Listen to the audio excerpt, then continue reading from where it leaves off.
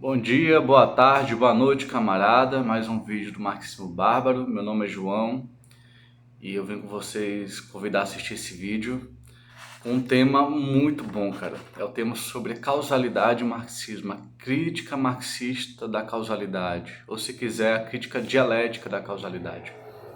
A primeira vez que eu tive contato com esse tema, eu tomei um susto, foi uma certa crise interna porque a gente é criado nessa concepção aparente de causa e efeito, causa e efeito, causa e efeito. Que uma causa produz um efeito e tudo mais. Se eu pego um copo e movo, eu sou a causa do movimento do copo. Então parece razoável que a ciência trabalhe em termos de causalidade simples ou causalidade mecânica. Tá? O... Teve um pensador argentino, esqueci o nome dele agora, que ele disse um dos princípios da ciência é o princípio da causalidade. O Mário Bung. Tá bom, mas que causalidade? Qual causalidade? Tá? Que tipo de causalidade? Tá? E para isso a gente vai fazer a crítica da noção de causalidade. Tá? Eu quero que você venha comigo para a gente fazer essa crítica à noção de causalidade.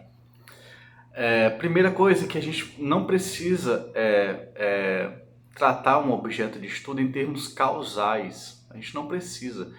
Nós podemos tratar ele em forma de propriedades. Quais são as propriedades daquele objeto de estudo?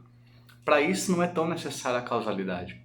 Então, por exemplo, o Marx ele vai tratar do dinheiro, tá? Aí ele trata de uma propriedade do dinheiro que é ser meio de pagamento, depois trata de outra propriedade do dinheiro que é ser medida dos valores, depois trata de outra propriedade do dinheiro que é padrão de preço, ou seja, está tratando das propriedades do dinheiro. Com isso ele não precisa tratar as coisas de forma causal, não que seja proibido, não que não seja até necessário em alguns momentos, mas que você pode pegar o todo, ver as partes desse todo, ver as propriedades das partes do todo e lidar, descrever, vamos dizer assim, narrar, descrever e deduzir, né, a partir da empiria, uma dedução empírica, não uma dedução de ideias abstratas, mas da própria realidade, o que aquilo significa. Tá? Você pode ver, você pode explicar o objeto de estudo, o que não precisa de relação causal. Você pode compreender o objeto de estudo, que não precisa de relação causal. Você pode expor o objeto de estudo, que não precisa de uma relação causal. Então você pode tratar as coisas a partir de suas propriedades, tá bom? Se eu tenho um copo, eu não preciso tratar cientificamente um copo d'água em forma causal. Eu posso dizer a cor, a textura, o material de que ele é feito, ou seja, as propriedades, o formato dele, a forma, o conteúdo dele. Então não precisa tratar de forma causal. Isso para mim já é um ponto forte que a gente pode tratar aqui, que é central para o vídeo. Com isso, eu vou tratar a questão causal na dialética, tá? Em primeiro lugar, não vou começar nem por Hegel, vou começar por Lukács. Lukács preserva a concepção causal, dizendo que o passado é a causa do futuro, a causa do presente e a causa do futuro. De certa forma, ele salva a causalidade nesse sentido, apesar de ele tratar de outras formas também, tá? Tem uma relação dele entre causa e acaso e causa, que são opostos, se der tempo eu exponho aqui, tá bom? Lucas, essa ideia de que, por exemplo, a história do Egito tem a ver com a nossa história atual é uma coisa marxista, tá? Tem Hegel, tem Schelling, mas é propriamente marxista, ou seja, o que aconteceu na Grécia Antiga, o que aconteceu na Roma, o que aconteceu no Egito, é causa do que acontece hoje, ou seja, existe uma ligação entre a história do passado e a história do presente. Isso é relativamente novo, tá? As coisas eram tratadas de forma separada. Existe uma história antiga lá que não tem nenhum laço com a nossa história atual. Essa ideia de que existe uma história unificada da sociedade é recente, tá? Já dito isso, essa questão do Lukács, Engels, ele tem uma carta dele famosa que os marxistas hoje usam, uma carta, era rara essa carta, não era conhecida por muitos grandes marxistas, hoje se sabe dessa carta, em que Engels explica para um dirigente que essa ideia de que a economia determina tudo, determina a cultura, determina as instituições, determina a linguagem, não é uma concepção de Marx e dele, não é uma concepção marxista. Essa ideia de determinismo econômico não tem nada a ver com marxismo. E é nessa crítica que ele fala que dizer que a economia determina a mentalidade, a forma de pensar, as instituições, é uma forma mecânica, causal, não dialética de tratar o objeto de estudo que é a sociedade. O que Engels aprende com Hegel, Engels e Marx aprendem com Hegel, é a ideia de interação, tá? É certo que a economia influencia o resto da sociedade, mas é fato também que o Estado influencia a economia, a cultura influencia a economia, a linguagem influencia a realidade. De tal forma que é uma ideia de interação, não uma ideia de causa mecânica. A economia é a causa do efeito que acontece nas instituições e nas mentalidades. Não é assim. É literalmente uma interação. E é engraçado porque causa e efeito, existe uma causa antes no tempo e um efeito depois no tempo. Tá? E, no entanto, não é assim na interação. Na interação, não existe esse tempo de passado e presente, ou seja, a causa passa no tempo para o efeito. Não existe essa ideia. O que existe mesmo é que, por exemplo, a cultura e a economia se influenciam mutuamente ao mesmo tempo, tá? Ao mesmo tempo, a economia influencia a cultura e a cultura influencia a economia, ao mesmo tempo, no mesmo processo, tá? Nós podemos dizer que, em última instância, o Hegel meio que, quer dizer, Engels meio que detalha isso, em última instância, você pode dizer que a economia é o mais determinante, a produção é o mais determinante, o trabalho manual é o mais determinante.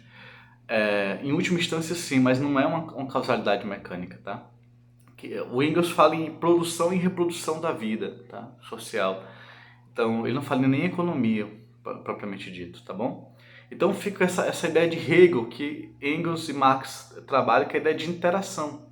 Em vez de ser uma causa aqui, um efeito, existe vários elementos na realidade, esses elementos vários se interagem uns com os outros, influenciam uns aos outros mutuamente. Claro, um pode influenciar mais do que os outros, tá? Eu sou da defesa que o peso material importa, ou seja, como a economia é mais material, ele influencia a linguagem mais do que a linguagem influencia a economia, porque materialmente a linguagem é muito rarefeita, a linguagem é pouco material, é quase imaterial, né? Formalmente imaterial. Então a linguagem influencia pouco a economia, porque a linguagem é pouco material. Já a economia influencia muito a linguagem, porque a economia é muito material. Mas de qualquer forma, a causalidade não é mecânica, as coisas interagem, influenciam umas às outras, tá? Com isso a gente pode chegar a uma crítica da causalidade, que é o seguinte: a noção vulgar de causalidade, noção mecanicista, é assim: essa causa tem sempre este efeito, esta causa tem sempre este efeito, essa causa tem sempre este efeito, essa causa tem sempre este efeito.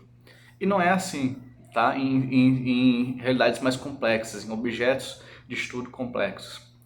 Tá? Marx fala no Capital 1 que existe uma tese de que a grande peste lá da Idade Média, a peste bubônica, a peste negra,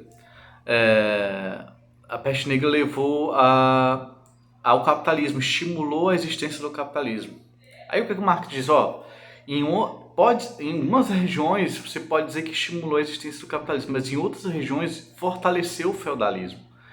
Ou seja, o efeito foi o contrário. A mesma peste que dizimou tanta gente na Europa, que numa região pode ter estimulado o capitalismo, em outras regiões estimulou o feudalismo. Então, a mesma causa tem efeitos opostos, tá? Pelo contexto, tá? Tem efeitos opostos. A mesma causa pode ter efeitos contrários, inclusive, assim, tão diferentes quanto contrários. Isso a gente vê, por exemplo, na biologia, tá? Eu vou dar o exemplo da biologia que eu li a Origem das Espécies do Darwin, e lá tem um exemplo inconsciente. Darwin não trata de forma formal a lógica, dizendo que é causalidade, mas é um exemplo muito bom. Que é o seguinte: nas ilhas não existe besouro com asas do tamanho médio. Ou o besouro tem asas muito grandes ou ele tem asas atrofiadas. Por quê? Por causa da mesma causa que gerou efeitos opostos. Asas de tamanhos ou muito grandes ou muito pequenos. Deixa eu explicar aqui. Os besouros tendiam a morrer porque o vento das ilhas jogava eles no mar, aí eles morriam no mar. Então aqueles besouros que tinham asas muito grandes conseguiam sobreviver e se reproduzir. Eles voavam melhor porque tinham asas maiores e não caíam no mar. Ao mesmo tempo, os besouros que tinham asas menores não morriam também, porque eles não voavam, eles atrofiavam a asa e não voavam. Então surgiram besouros nessas ilhas em que os besouros não voavam, tinham asas muito contritas, muito pequenas. E assim, não voando, não tendo grandes asas, eles não caíam no mar. Então, o besouro de asa de tamanho médio, normal, vamos dizer assim, foi extinto, porque caíam todos no mar por causa da força dos ventos nas ilhas. Mas os besouros de asa muito grandes conseguiram resistir aos ventos e sobreviveram. E os besouros de asa muito pequeno também sobreviveu. Então veja que a mesma causa, que a circunstância dos ventos praianos, levou a efeitos diferentes, dois efeitos diferentes, ou asas muito grandes ou asas muito pequenas. A mesma causa pode ter efeitos opostos. Isso já quebra a noção de causalidade comum que se tem. Tá? Isso, já vê que essa noção de pensar causa e efeito de forma unilateral, grosso modo, está errado. Tá? Não é, isso é uma visão orgânica da causalidade, que até supera a causalidade para a noção de interação, às vezes. Mas não é, lógico, sistemas mecânicos existem, não há dúvida disso. Existem máquinas, então existe causalidade mecânica, mas é muito pobre. A causalidade orgânica é mais rica. De tal forma que até a noção de causalidade pode ser superada, seja expondo as coisas em termos de propriedade, explicação, compreensão, função, tudo mais, em termos de propriedade, ou explicando as causas de forma mais rica, tá? Ou em forma de interação, as coisas interagem, tá? A gente pode ver assim que eu vou dar aqui uma frase e espero que seja útil a compreensão dela. O todo é a causa de tudo. O todo é a causa de tudo.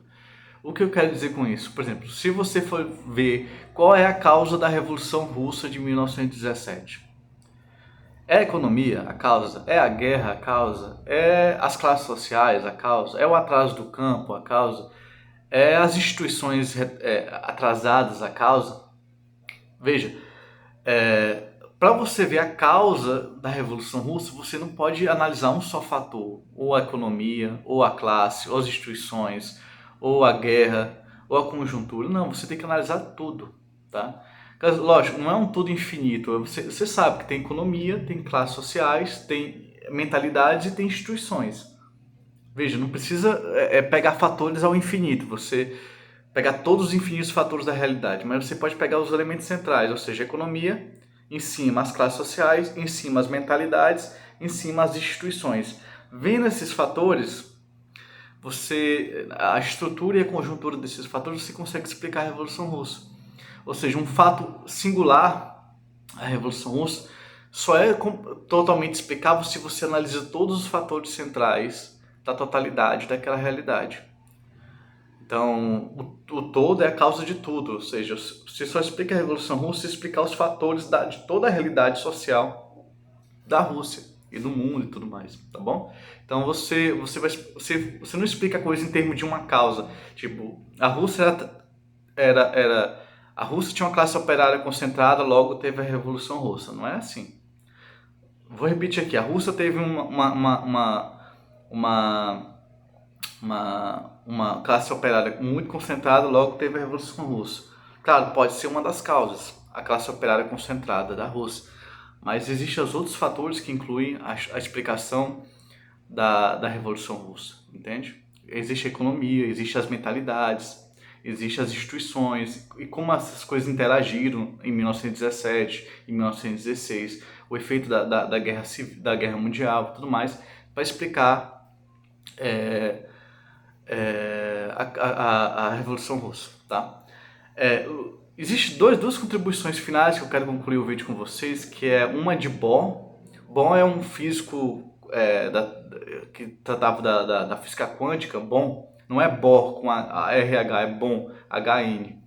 Ele era marxista, leninista, e ele estudou Hegel, estudou dialética, E ele era muito crítico da teoria da física quântica, ele queria propor uma outra teoria quântica.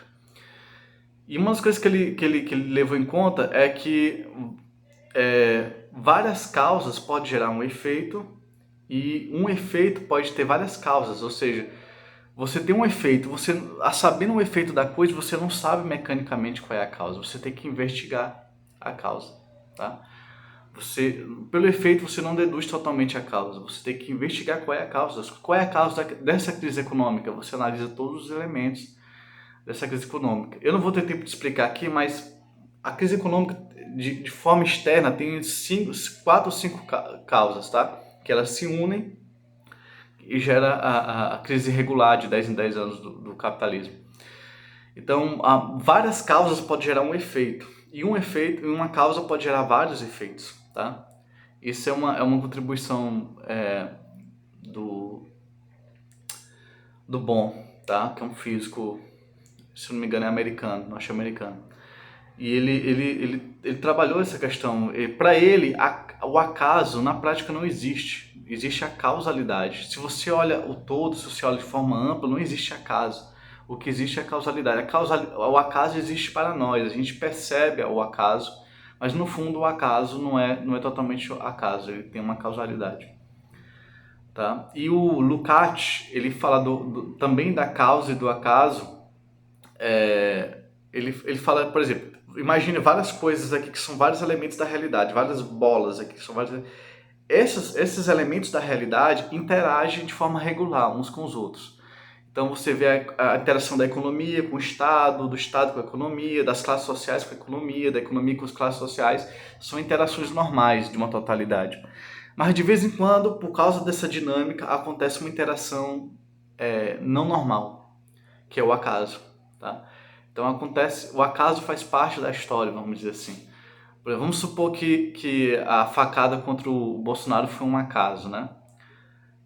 E aquele acaso acelerou a história. Já existia uma tendência, existe ainda a tendência no Brasil a fechar o regime, a ir para uma ditadura. É uma tendência que já tende a acontecer. Só que a facada acelerou um pouco a história, vamos dizer assim, tá? É um acaso que não nega a história, mas que interage com ela, tá? Então, o acaso faz parte da história, mesmo que o acaso tenha uma causa de fundo, de forma externa a gente pode lidar com ela como um acaso, tá?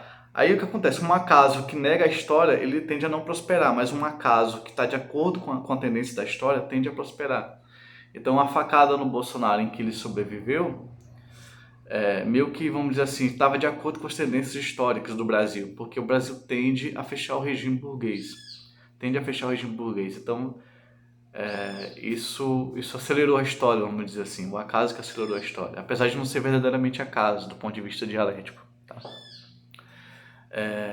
Então é isso, o marxismo não precisa expor as coisas inteiramente ou principalmente em termos causais, você pode explicar, você pode determinar as propriedades daquilo, compreender aquilo, expor aquilo, descrever, narrar aquilo.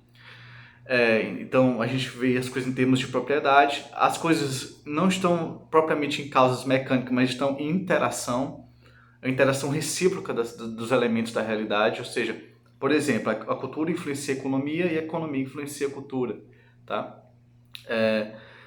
As coisas estão em interação, tá bom? Uma mesma causa pode ter efeitos opostos, já expliquei aqui na biologia e no surgimento do capitalismo, em Marx. A mesma causa pode ter efeitos opostos, ou seja, do efeito você não deduz mecanicamente a causa, você tem que investigar, tá? E o todo é a causa de tudo, ou seja, se você quer entender o fenômeno, você tem que entender a totalidade em que ele está. Entendendo a totalidade em que ele está, você entende o fenômeno, tá bom? A consequência, o efeito daquilo que existe, tá certo? Então é isso, até o próximo vídeo. Esse tema para mim é apaixonante. E é isso, não se limite à causalidade mecânica, causalidade simples, eficiente. Existe mais do que isso, tá bom? A realidade é mais complexa, é mais dinâmica do que essa causalidade mecânica, tá? De efeito, causa, efeito, causa, efeito, causa. É isso, até o próximo vídeo.